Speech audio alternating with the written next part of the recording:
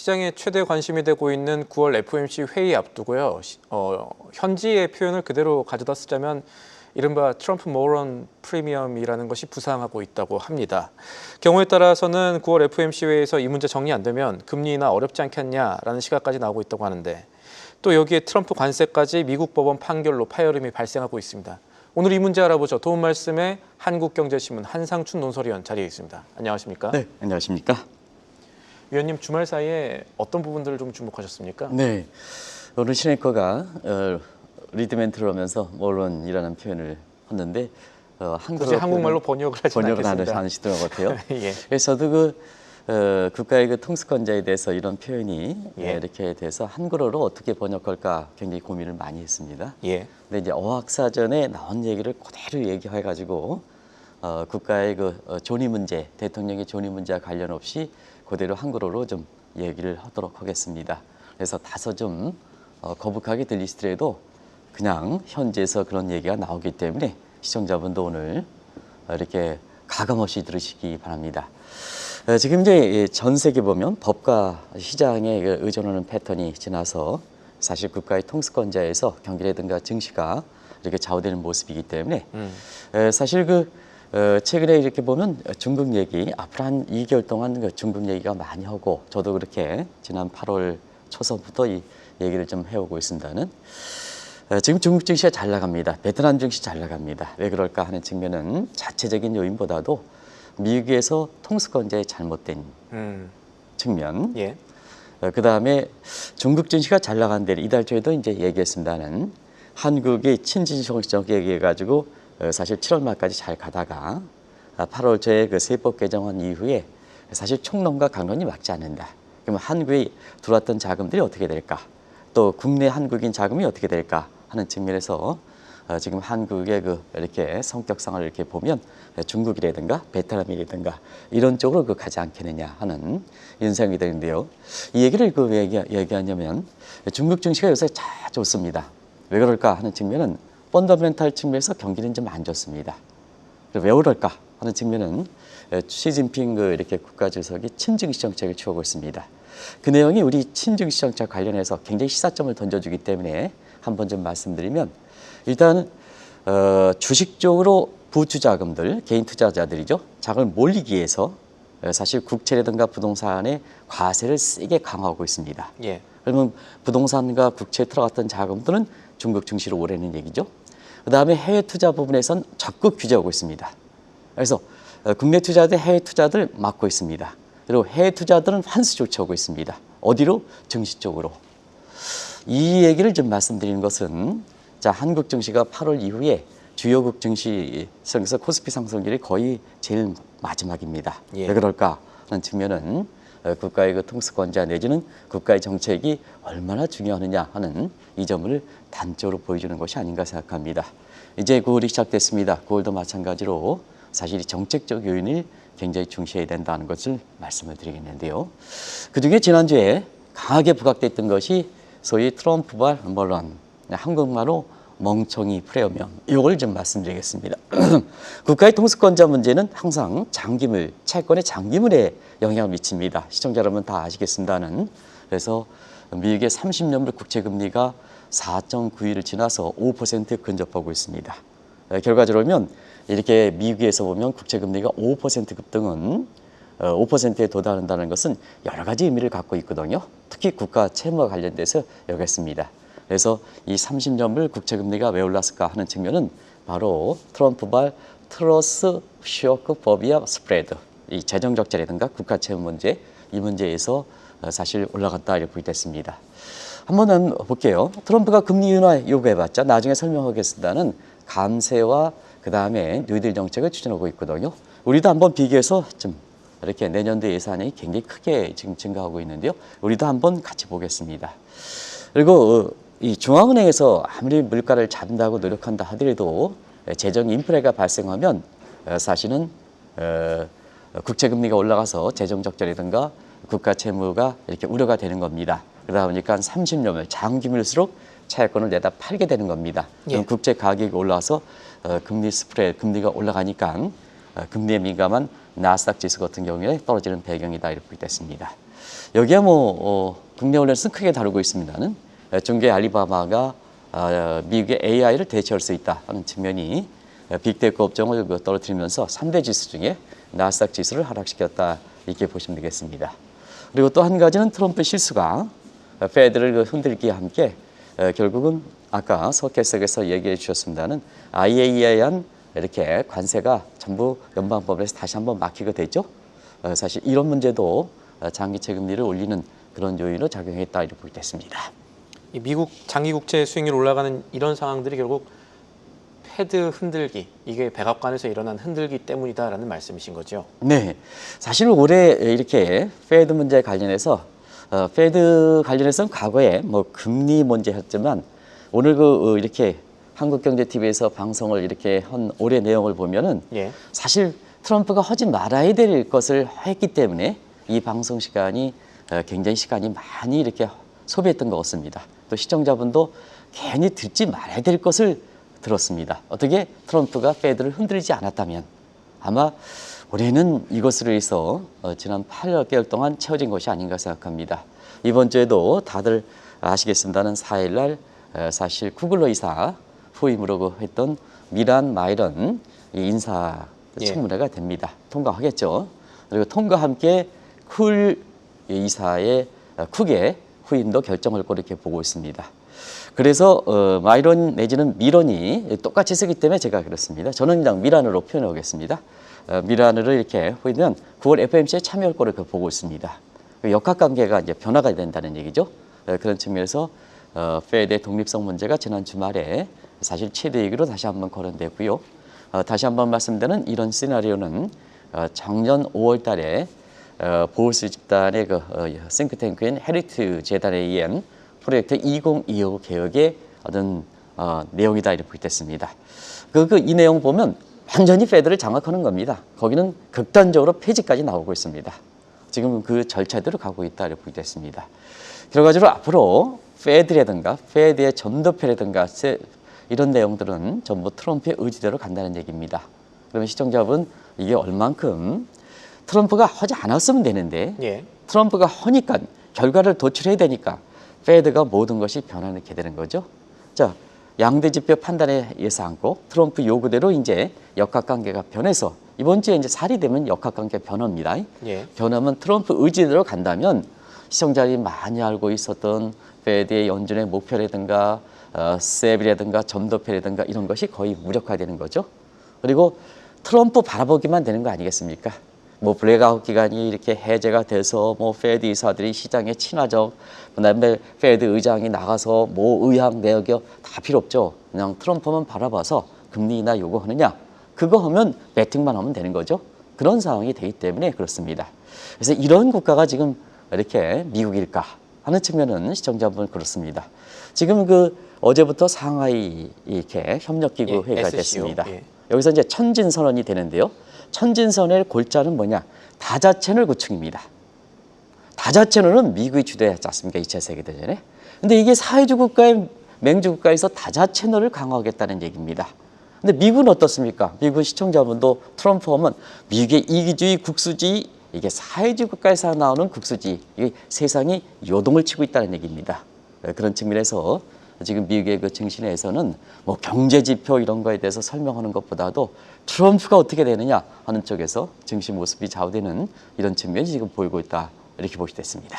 지금 말씀 들어보면 이 세상이 요동치는 와중에 중앙은행의 리스크가 점점 더 커지고 있다 이렇게 봐야겠네요. 네, 중앙은행 리스크는 여러 가지가 있습니다. 예측을 잘못해서, 예.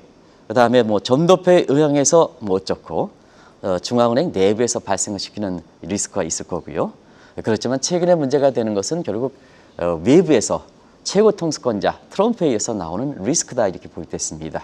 그 리스크에 구별이 되다 보니까 이게 어떤 측면으로 이렇게 페드 통화 정책에 반영될까 하는 측면은 지난 잭슨 홀 미팅에서 평균 물가 목표제 이건 희석할 수가 있습니다. 일정 기간 동안이니까 특정의 트럼프 안을 희석할 수가 있습니다. 그런데 이걸 물가 목표제로 전환을 했습니다. 그러다 보니까 트럼프의 얘기는 지금보다도 더 시장에 내지는 페드의 통화 정책에 민감하게 반응시키는 구조 쪽으로 페드의 이렇게 금리 변경 방식이 바뀌었습니다. 그러면 이걸 좀 잠시 테일러 준칙과 관련해서 굉장히 이렇게 중요한 내용이 되기 때문에 잠시 좀 트럼프의 정책 의향이 어떤 식으로 반영될까 하는 것을 사실 페드의 흔들기와 관련해서 잠시 좀 말씀드리겠습니다. 시청자 여러분, 이거 어렵진 않습니다. 미국의 그 기준금리 변경과식은 적정금리에 실물 경제를 반영하는 적정금리에 물가 목표치가 변환 전의 정책 계수, 여기 이제 알파가 들어가고, 그 다음에 고용사정 목표치에 이탈한 범위의 정책 계수, 그리고 나중에 RP라는 개념은 리스크 프리미엄, 바로 가상금리가 붙는다 이렇게 보겠습니다. 근데 여기에 가상금리는 사실 트럼프발 연준 흔들기에 대한 리스크도 포함하고 있습니다. 근데 최근에 자 연준 중앙은행 리스크에서 중앙은행 내부에서 발생시키는 것보단 외부에서 트럼프가 발생시킨다는 얘기입니다. 근데 트럼프가 하지 말아야 될 행동을 하기 때문에 이게 머런이라는 표현을 듣는다. 머런이라는 표현을 듣는다. 이렇게 보시면 되겠습니다. 그래서 머런 프리미엄은 저 RP에 앞서 말씀드린 RP의 대부분을 차지하는 머런 프리미엄, 멍청이 프리미엄이 붙는다. 이렇게 보시면 되겠습니다. 그러면 시청자 여러분 아시겠습니다. 아무리 금리를 인하를 요구한다 하더라도 멍청이 프리미엄에 의해서 자, 미국의 30년물 장기채 금리가 이렇게 올라갈 경우에는 어떻습니까? 사실 국가의 디폴트 문제라든가 이런 측에서 소위 금리 인하 요구의 목표로 트럼프가 설정하고 있는 그런 목표가 오히려 더 거꾸로 멀어지게 되는 거죠. 그러니까 자, 지금은 당장 자신의 금리 인하가 된다 하더라도 사실 궁극적으로는 본인 자신이 얘기했던 내용을 흐트러지게 한다는 얘기죠. 그러면 그 뭐가 됐습니까? 그게 머론이죠. 멍청이가 되는 거죠. 그래서 지금 미국의 그 시장이라든가 경제에서는 이 문제가 많이 되는다. 다시 한번 좀 말씀드립니다는 트럼프 대통령에 대해서 이렇게 저는 이렇게 국가 통수권자로, 개인은 아니고 국가 통수권자로 존중합니다. 그런데 미국에서 머런이라는 표현을 낳았기 때문에 이걸 좀 해석하다 보니까 멍청이라고 이렇게 돼서 저는 국가의 이렇게 통수권자의 존의 여부와 관계없이 한글어로 번역되고 저뿐만 아니라 국내 언론에서 그렇게 번역하는 상태에서 멍청이 프리미엄을 그래도 붙기 때문에 개인적 의견과는 관계없다 하는 것을 다시 한번 좀 말씀드리겠습니다. 시장의 용어가 또 되었고요. 그래도 백악관은 기분 좋아하지는 않겠죠. 어쨌든 그렇습니다. 방금 말씀하셨던 이 모런 프리미엄 때문에 장기채 국채 금리가 올라가게 되면 이 시장을 분석할 때 조금 어려운 얘기입니다만 일드 커브로 경기 판단하는 게 조금 더 어려워지는 건 아닙니까? 데이터에 노이즈가 끼는 거니까요. 그렇죠. 노이즈가 봐서 트럼프에서 끼는 거니까 경제 지표나 차트 분석이나 이런 쪽에 지표에 의해서 안 맞다는 얘기죠. 그래서 8월에도 미국에서 이렇게 보면 과거의 차트 분석 이런 측면에서 증시가 떨어지고 국채가 됩니다는 사실은 트럼프가 강하게 경기라든가 증시 쪽에서 돼서 결국 금리 인하 요구에 대한 기대가 덕배 현상하다 보니까 증시 자체는 견고한 모습을 보이고 있죠. 그래도 여름 신용 가치를 본다면 과거의 S&P 보면 사실 평균적으로 보면 2.4% 정도 떨어졌습니다. 그래서 9월에도 계절적인 특성을 감안해서 사실 미국 증시에 어렵게 보는 시각들이 많은 것 같습니다. 그러나 차트 분석 이런 것을 과거에 보면 차트 분석이 맞아야 되고 경제 지표가 맞아야 되는데 경제 지표라든가 차트 관계없이 트럼프의 의향대로 간다면 경제 지표에 의한 경기 판단일과 증가 예측은 이렇게 8월과 마찬가지로 틀릴 수가 있다는 얘기입니다. 그중에 하나가 장기채 금리와 관련해서 시청자 여러분 경제 지표 관련해서 판단한 지표가 수익률 곡선이 되겠죠. 그래서 뭐 시청자 여러분 이건 잘 아실 겁니다. 문제는 상당히 금리가 경제 여건을 반영한 얼굴이라는 차원에서 나와야 이게 예일드 커브에 의한 단저 장고 경기 회복, 그 다음에 단고 장저 경기 침체 이런 시그널로 먹힐 수가 있다는 얘기입니다. 그러나 이것이 예일드 커브가 장단기 금리가 경제 현상을 반영하지 못한다면 수익률 곡선에 의한 경기 판단은 더 어렵게 될 수 있다는 얘기입니다. 두 번째는 사실 지금 국제에서 보면 최근에 스마일 현상이 나타나고 있습니다. 왜 그럴까? 트럼프발 머런 현상이다. 이게 반영된 측면이다 이렇게 볼 때 있습니다. 금리 인하 요구, 인플레 증대 요인입니다. 재정 지출 증대, 감세 인플레 증대 요인입니다. 그 다음에 뉴딜 증대 요인입니다. 그러다 보면 금리 인하 요구, 이건 의향입니다. 그렇지만 시장에서 어떻게 막힐까 하는 측면은 결과적으로 인플레가 증대하지 않느냐. 그러면 단기 금리가 정책에 민감한 단기 금리가 올라가겠죠. 그리고 자, 금리가 올라가면 국가 채무가 이렇게 이자를 해결하기 더 어렵죠. 힘들어지니까요. 그러다 보니까 대부분 다 장기채 금리가 올라가게 되겠죠. 예. 그러니까 어떻게 현상입니까? 자, 단기 금리가 올라가고 장기금 올라가고 중간은 회색지는 내려가고 국채 스마일 현상이 되는 거죠.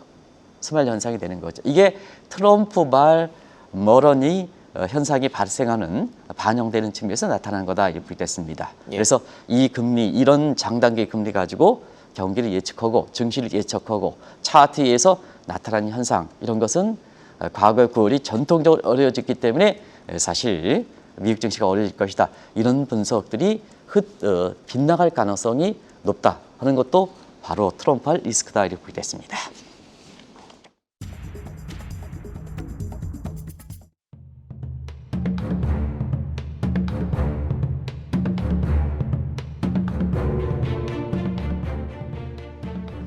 조금 전 말씀은 왜 지금 경제 지표로 시장을 판단하는 것이 어려워졌느냐에 대한 인사이트가 될 수 있겠고요. 그에 따른 현상이 국채금리 변화를 이야기하고 있습니다. 위원님, 실제로 최고 통수권자의 중앙은행 흔들기로 이 인플레 목표 못 잡은 나라들 많지 않습니까? 많죠. 많고 최근에 갈수록 법이라든가 국민의 합의사항에 의존하지 않는 또 전통적으로 독립성을 유지해야 될 중앙은행을 잡는 이런 빈도수가 많기 때문에 예. 시간이 가면 갈수록 지금 흔히껏 말씀하신 그런 현상은 실제로 많이 발생하고 있다 이렇게 보겠습니다. 그래서 대표적인 두 개 국가만 말씀드릴게요. 일단 아직도 기억이 나시겠습니다. 또 오늘도 이렇게 주요 언론에서 많이 다루고 있습니다는 튀르키예의 에르도안 대통령입니다. 이건 독불 장군이죠. 독불 장군으로 대통령을 표현해서 죄송합니다는 중앙을 완전히 장악했습니다. 아마 이 기억이 2022년, 2023년으로 생각하는데요. 명목은 지금과 똑같습니다. 인플레 발생의 책임이 중앙은행이 못했다. 튀르키예 중앙은행이 못했다. 이 명목 가지고 사실 에르도안 대통령이 중앙은행을 장악해버렸습니다. 근데 아시겠습니다는 에르도안 대통령은 트럼프와 맞장거를 포퓰리스트입니다.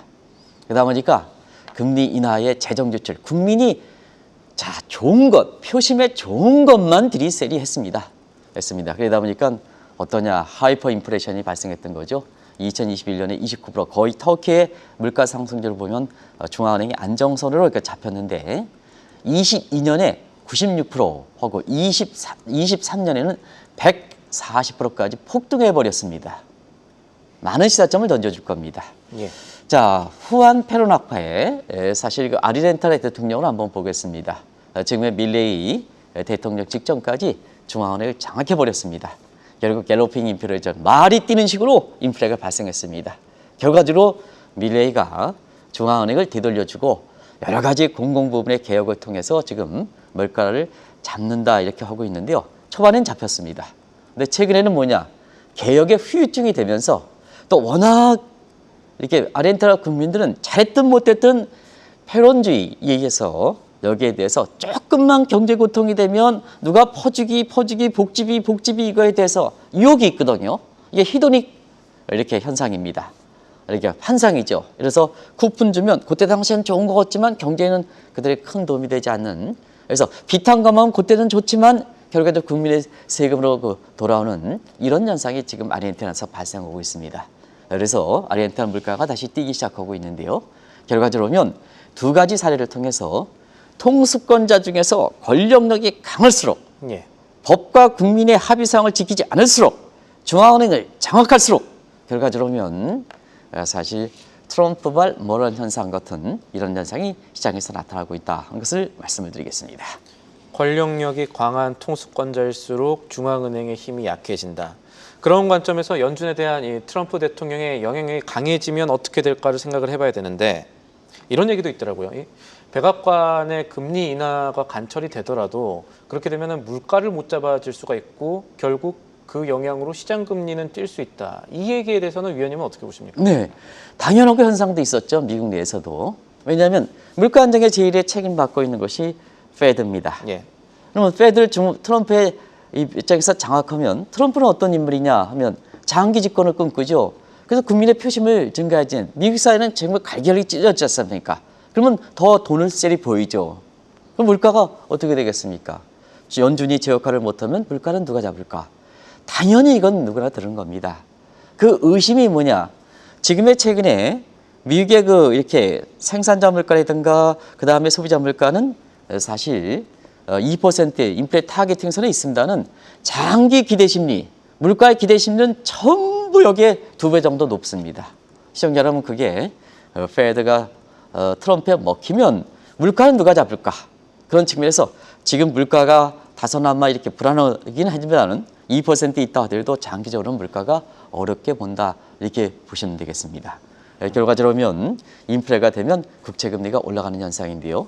작년에도 같지 않습니까? 작년에도 11월 달 트럼프 대선, 이렇게 감세 뉴딜, 연방 잡아, 프로젝트 2050 잡아 하다 보니까 이 기대 심리가 그렇게 돼서 결과 작년에 그렇지 않습니까? 작년 9월에 피벗해서 9월에 미컷하고 10월, 12월에 두 차례 걸쳐서 0.25%에서 100bp 내렸습니다는 국채금리는 80bp 이상 거꾸로 올라가는 현상입니다.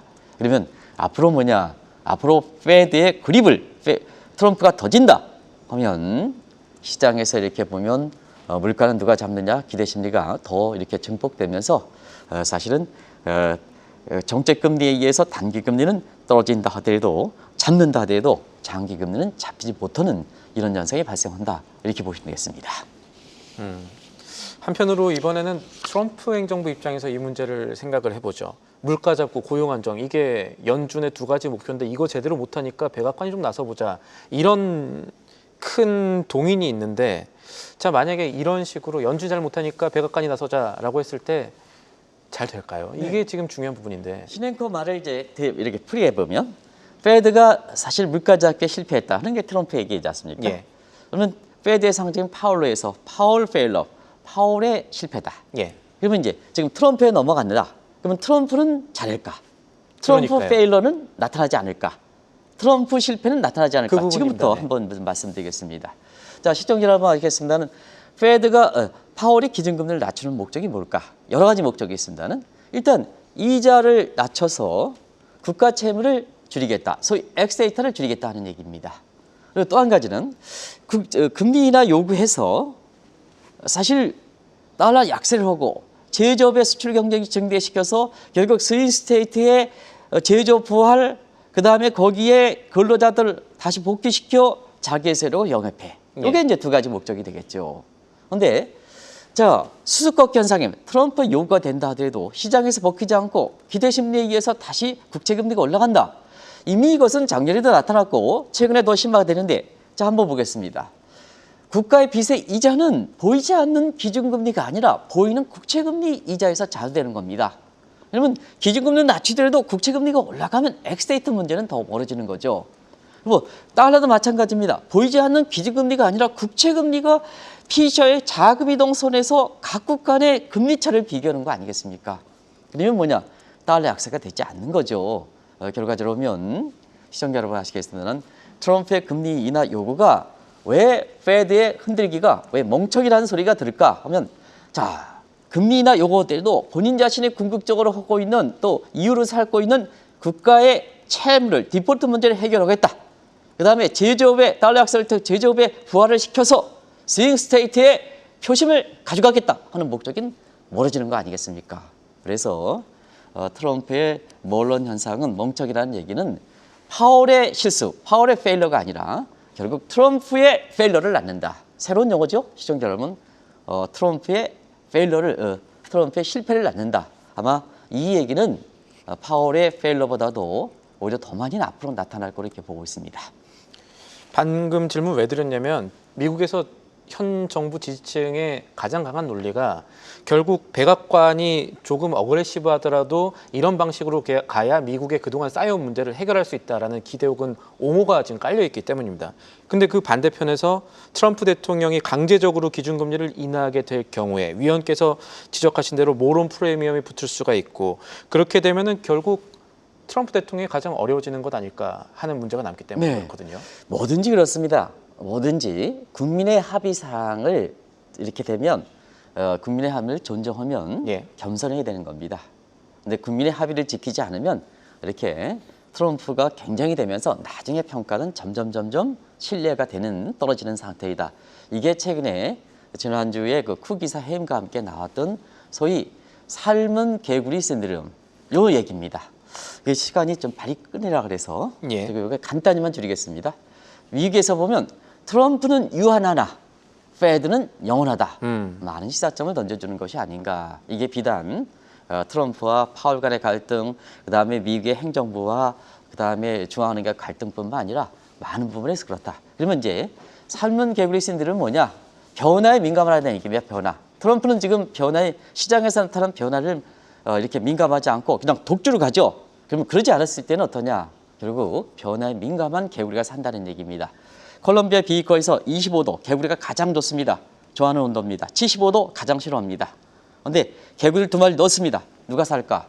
시청자분께서는 25도 가장 좋은 곳에 해서 개구리가 살다 하지만 오히려 75도 개구리가 삽니다. 왜냐? 75도 넣을 때 싫어하니까 틱 튀어나오니까 데이들에도 산다는 얘기입니다. 근데 25도에서 점점 올라가면 즐기다가 결국은 나중에 4년 후 대통령 선거에서 실패하는 케이스가 된다는 얘기입니다. 이게 많은 시사점을 던져주지 않느냐 하는 생각이 듭니다. 그래서 한미 증시도 트럼프의 이렇게 개구리 신드립에 따라서 한미 증시의 모습을 변경할 것이다. 우리도 정책적인 문제에서 대주장대 문제라든가 증권거래세 문제라든가 이것도 질질 끌지 않습니까? 그 과정에서 8월에 주가 상승률이 꼴찌지 않습니까? 그게 결국 경기가 우리보다 더 어렵다 하는 중국의 지금 주가가 훨훨 나르지 않습니까? 중국은 친증시 정책 취하지 않습니까? 자, 이재명 대통령이 부동산을 증시로 유입해. 근데 성적 중국이 그렇게 하고 있지 않습니까? 많은 시사점을 던져주는 대목이 아닌가 생각합니다. 알겠습니다. 오늘 말씀 여기까지 듣죠. 지금까지 도움 말씀의 한상춘 한국경제신문 논설위원이었습니다. 위원님 오늘 감사합니다. 네, 고맙습니다. 계속해서 다양한 경제 이슈를 알고 싶다면 구독과 좋아요, 알림 설정 부탁드립니다. AI 캐스터 권미정이었습니다.